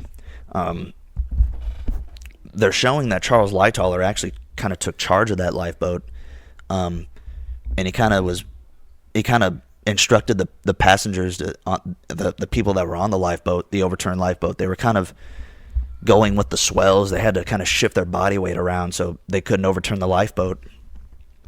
And it was very precarious because, again, it was an air pocket. It was an air bubble underneath the lifeboat that was again, it was an air pocket underneath the lifeboat that was keeping it afloat. And as the night went on, that air underneath the boat, it was the air was starting to suck out, and due to that, the boat kept slipping lower and lower into the water. And I believe by the time they were finally picked, and they're showing them getting picked up by another lifeboat here. By the time they were finally all picked up, I do believe that the water had started to wash over the sides of the overturned collapsible.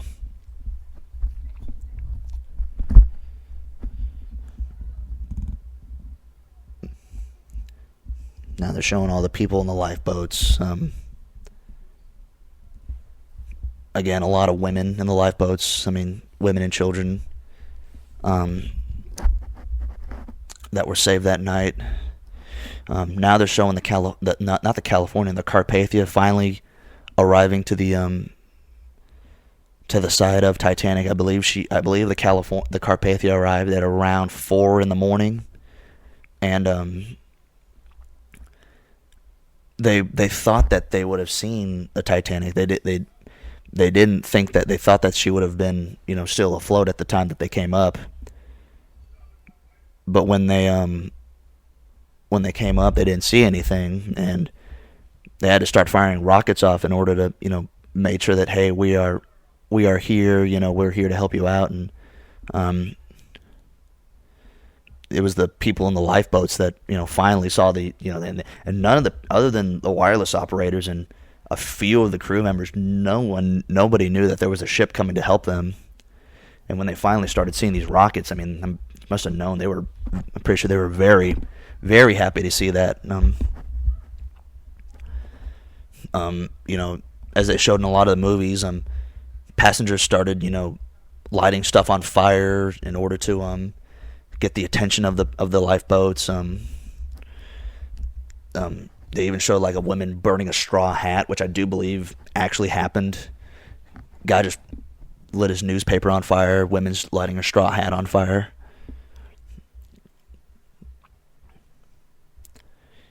And it wasn't until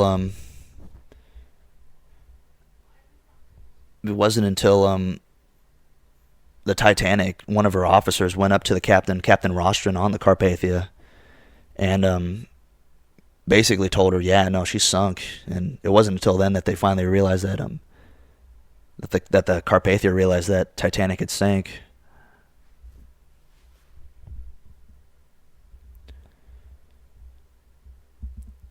Now they're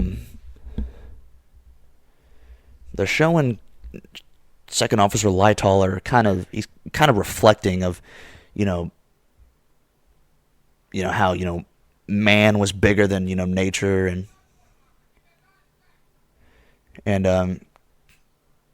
of how he was, his confidence in the world is kind of shaken at this point, which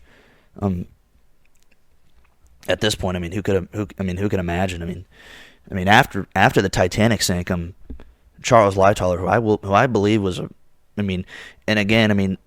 this movie kind of shows him as the hero. I mean, a lot of people after this sinking kind of portrayed him as a hero. But as I said, I mean, his strict women and children only mandate, I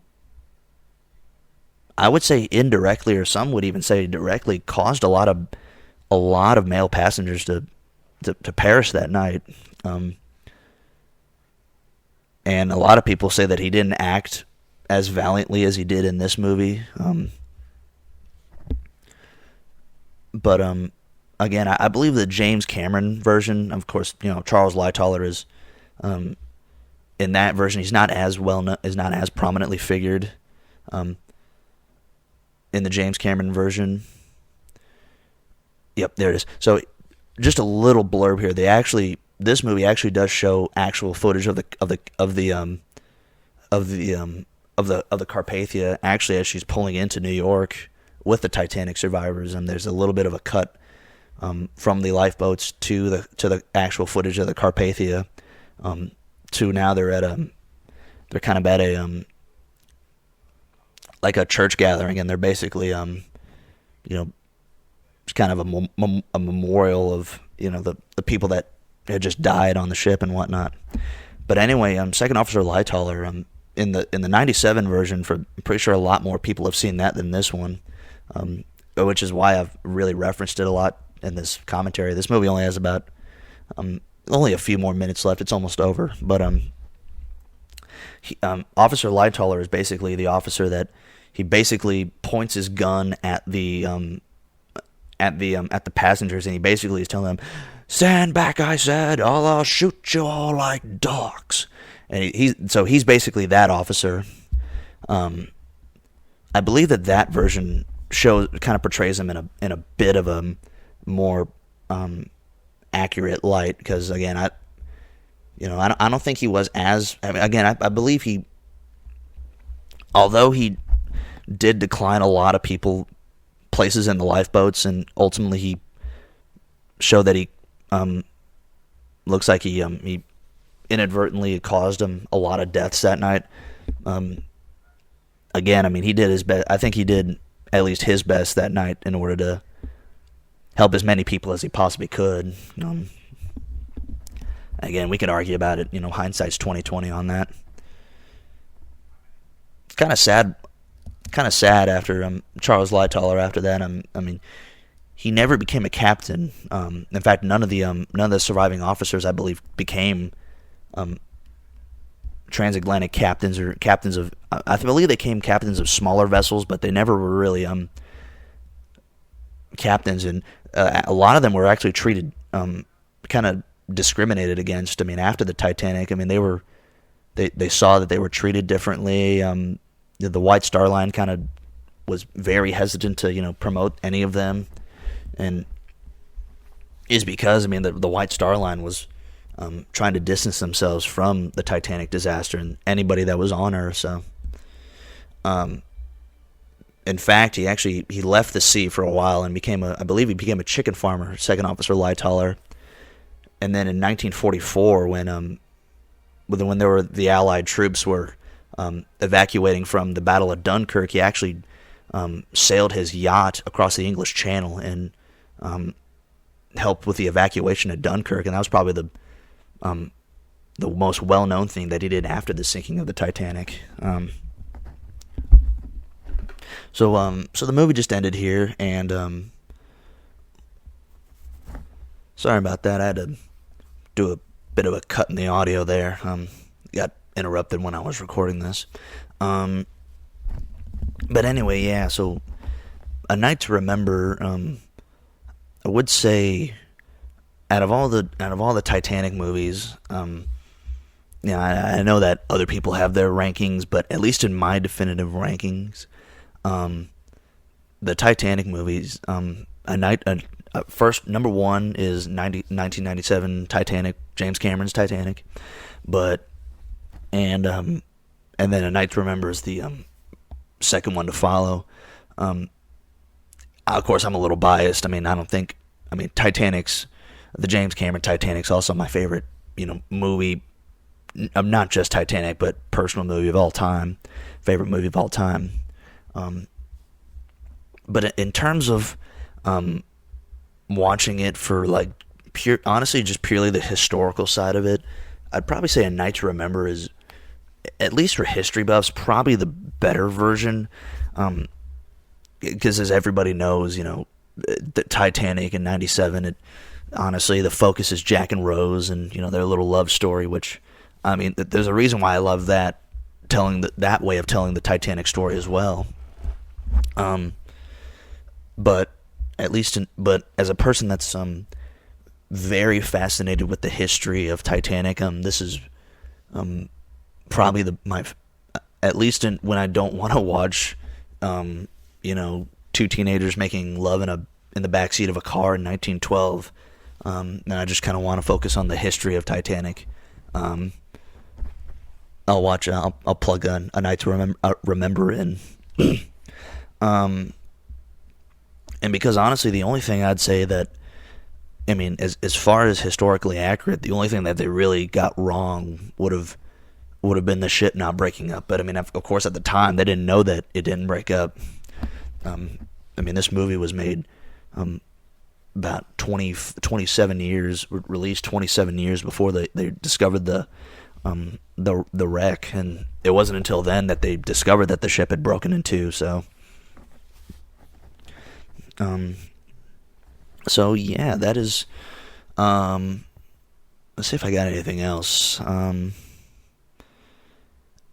again, as I said earlier, the depiction of Charles Lightoller, again, it's not. I wouldn't say it's probably not as accurate as what they stated in the movie here. Again, I mean, I think he did. I think he did his best trying to save as many lives as he could that night.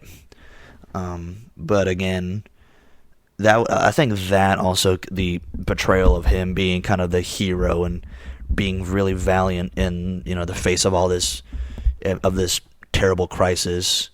I think that's a little fabricated as well.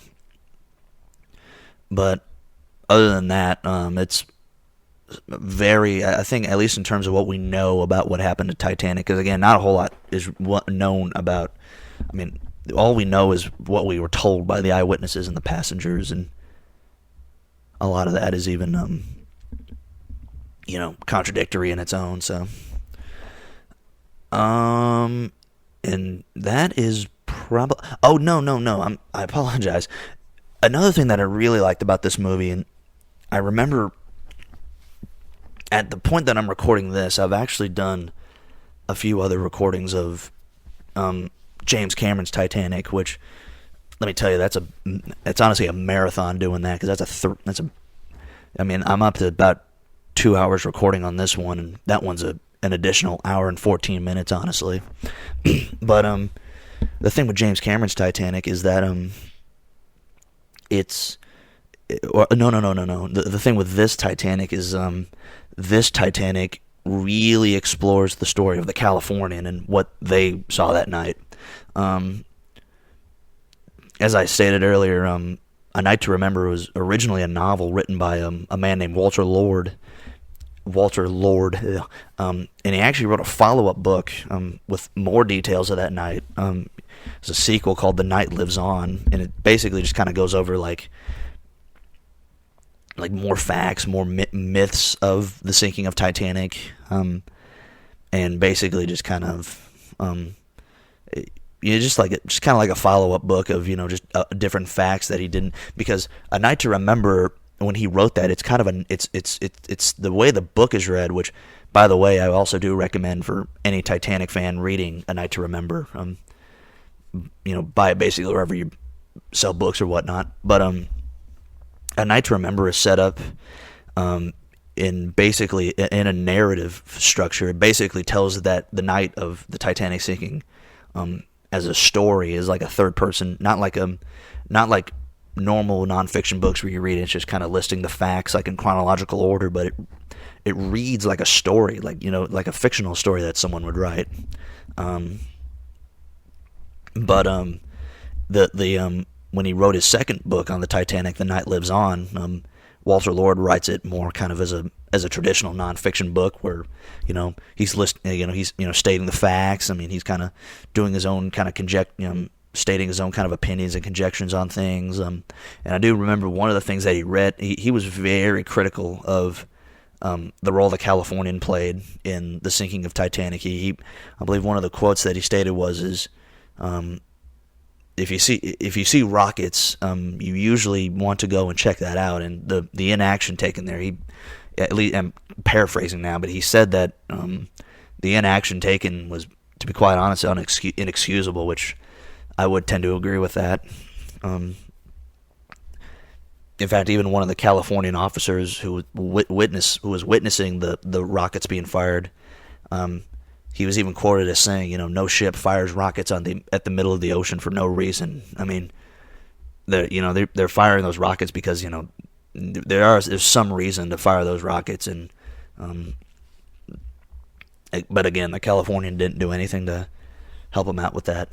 And again, that's but the showing of the story of the Californian, and the showing of that the fact that the Titanic passengers saw the lights of a ship out in the middle of the ocean, kind of out in the distance, and the Californian saw the lights of probably the same ship out there as well. That's a fact that's not really played on a whole lot of other Titanic movies. James Cameron's Titanic actually filmed a scene that was ended up deleted, and it was only the scene in which Jonathan Phillips, the senior wireless operator, was typing, basically got his headset blown up by the message that the Californian was sending. And it shows that scene. Of course, that scene was later cut and wasn't shown in the actual movie. Although, if anybody has like the Blu-ray or anything of the 97 Titanic, I mean, you can obviously watch it there. It's probably even on YouTube or somewhere like that. But he doesn't show, I mean, and obviously because like it's a different focus in the 97 version, and even in other versions, like they had a 1953 version of Titanic that was in some ways similar to 97, however not nearly as good in my opinion. but in that version there was a 1943 German propaganda movie of Titanic. There was I believe I don't know if and those are all the ones I've seen, at least I think so far, but none of them mention the Californian in any of them. And I think part of it is also, I think they wanted to keep the focus to the passengers on the ship. However, the Californian story is very integral to the story of Titanic, and ultimately, as a person that really appreciates the history of Titanic and some of that really has read a lot of books, done some research into it. It's something that I at least really like watching, brought to life on film. And I believe that's where I'm going to sign off at. Again, thank you guys for listening so much, and also watching on YouTube. This will more than likely be the second episode I release. Check out, I got my episodes on Spotify, so far Spotify, Anchor, SoundCloud. I'm also releasing videos on YouTube. Still trying to get it on iTunes. That's taking a little bit of time, but hopefully I can, and I'm recording this on Saturday morning, hopefully I can either get it done, get it on iTunes, Apple Podcasts, either, sometime this weekend or either early next week sometime. But anyway, y'all, thank you for listening / watching, and we will see you on the flip side.